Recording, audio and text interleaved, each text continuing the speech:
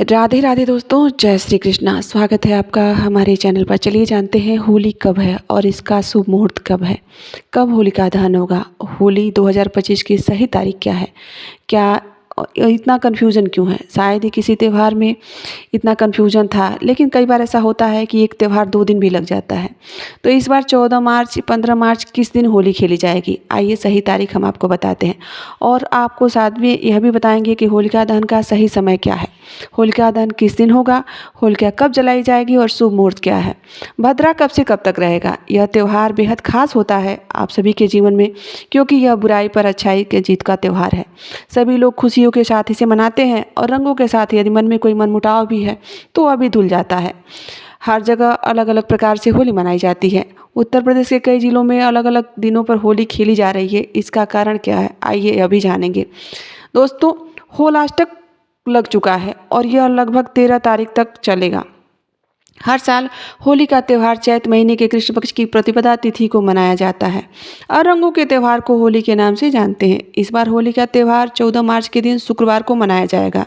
होली से एक दिन पहले ही होलिका दहन की परंपरा है और यह 13 मार्च को होगा, यानी होलिका दहन 13 मार्च को गुरुवार के दिन रहेगा। होलिका दहन को छोटी होली भी कहते हैं। इस दिन भी होली खेली जाती है। इस दिन धूलेर भी कहते हैं इसे, जिसे धूल मिट्टी से होली खेलते हैं। हिंदू पंचांग के अनुसार फाल्गुन मास की पूर्णिमा के दिन बुराई पर अच्छाई की जीत हुई थी, इसलिए होलिका दहन इसी दिन किया जाता है। आखिर होलिका दहन का शुभ मुहूर्त क्या होगा, क्या यानी कितने बजे होलिका जलाई जाएगी। इस बार होलिका दहन 13 मार्च को गुरुवार के दिन है और इस बार होलिका दहन की तिथि 13 मार्च को सुबह 10:35 पर शुरू होगा। लेकिन दोस्तों, 13 मार्च को 10:35 पर सुबह तो यह मुहूर्त शुरू हो जा रहा है, लेकिन पूरे दिन भद्रा और यह तिथि लगभग 14 मार्च दोपहर 12:23 पर समाप्त होगी। लेकिन होलिका दहन करने का शुभ समय केवल 64 मिनट तक रहेगा। 13 मार्च को होलिका दहन का जो शुभ मुहूर्त मिल रहा है वह देर रात्रि 11:26 पर शुरू होगा, यानी कि सारा काम पहले से ही कर लेना पड़ेगा। होलिका दहन की सामग्री, होलिका दहन की पूजा, पूरी विधि, सब कुछ आपको पहले से ही तैयारी करनी पड़ेगी और 11:30 पर होलिका दहन करना होगा। 12:30 तक मुहूर्त रहेगा। केवल 64 मिनट का ही मुहूर्त है। सो मुहूर्त का तो इसी समय पूरा देश होलिका दहन करेगा। होलिका दहन पर भद्रा का साया 10:35 पर शुरू हो रहा है और 13 तारीख को लगभग 11:26 तक रहेगा। उसके बाद होलिका दहन होगा। इस दिन भद्रा का साया करीब 13 घंटे तक रहेगा। अब आप होलिका दहन कर रहे हैं तो पूजा विधि जान लीजिए और उपाय भी आपको बताएंगे कि होलिका दहन के दौरान एक पेड़ की टहनी को भूमि में स्थापित किया जाता है और यह 2-4 दिन पहले ही किया जाता है होलाष्टक के समय, और उसे चारों ओर से लकड़ियों से, कंडों से, उपलों आदि से ढक दिया जाता है और फिर शुभ मुहूर्त में इसकी संरचना को अग्नि प्रज्वलित कर दी जाती है। उसमें इसे छेद वाले गोबर के उपले, गेहूं की नई बालियां, उबटन वगैरह आदि भी अर्पित किया जाता है। ऐसा विश्वास किया जाता है कि यह अग्नि व्यक्ति को पूरे वर्ष स्वस्थ बनाए रखती है, स्वस्थ बनाए रखने में सहायक होती है और नकारात्मक शक्तियां जो आपके घर परिवार में रहती हैं वह नष्ट कर देती है। होलिका दहन के बाद राख को घर पर लाकर तिलक लगाने की भी परंपरा है। कई स्थानों पर इसे होली, छोटी होली के नाम से भी जाना जाता है, लेकिन विभिन्न क्षेत्रों में अलग अलग प्रकार से होली होती है। मथुरा और वृंदावन में भी 15 दिनों तक होली की धूम रहती है। महाराष्ट्र में रंग पंचमी के दिन सूखे लाल गुलाल से होली खेली जाती है। वहीं पर आपको बता दें कि मालवा अंचल में भी होली के 5वें दिन रंग पंचमी मनाई जाती है, जो मुख्य होली से अधिक जोर शोर से खेली जाती है।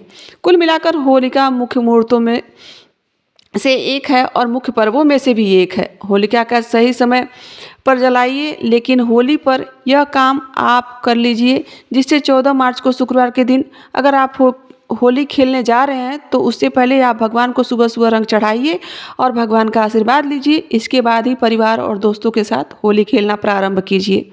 मान्यता यह है कि जो होलिका जलाई जाती है उसकी राख, उसकी भस्म जो होती है वह अपने परिवार वालों के या अपने माथे पर लगाने से, जो पुरुष लोग उसे गले पर लगाते हैं और महिलाएं लोग अपने माथे पर लगाती हैं, उसे ऐश्वर्य की वृद्धि होती है। तो आइए हम आपको यह जानकारी देते हैं कि होलिका के दिन और क्या क्या करना चाहिए। आइए अब आपको कुछ गुप्त उपाय बताते हैं जिसे करने से आपके घर में सुख समृद्धि की प्राप्ति होती। कहते हैं कि होलिका से पहले सबसे पहले घर में लाल मिर्ची ज़रूर लानी चाहिए। वैसे भी लाल मिर्ची हर रसोई में होती ही है, लेकिन आपको साबुत लाल मिर्ची लानी है या पीसी हुई। इसे घर में लाने से आप उसे दक्षिण की दिशा में रख दें। इसे ऐसा करने से आपके घर में जो नकारात्मक ऊर्जा रहती है वह धीरे धीरे खत्म हो जाती है। फिर होली के दिन इसी लाल मिर्ची को उठाकर होली की अग्नि में आप डाल सकते हैं। इससे भी आपके घर में जो मौजूद नकारात्मक ऊर्जा रहेगी वह समाप्त हो जाएगी। दूसरी चीज़ होती है कि होली से पहले घर में लानी चाहिए, वो होती है नींबू और मिर्ची। दोस्तों, नींबू और मिर्ची का माला बनाकर इसे घर के मुख्य दरवाजे पर ज़रूर ही टांगना चाहिए। इससे घर पर किसी भी की भी बुरी नज़र नहीं लगती है और यदि आपके घर में कोई तंत्र मंत्र का प्रभाव है तो वह भी समाप्त हो जाता है। और इसे बाद में आप होली की अग्नि में डाल सकते हैं। और किसी प्रकार भी टोना टोटका भी यदि आपके घर में किया गया है तो यह भी इससे समाप्त हो जाता है। मान लीजिए कोई आपके घर का कोई सदस्य बार बार बीमार रहता है तो यह खास उपाय उसके लिए ज़रूर करना चाहिए।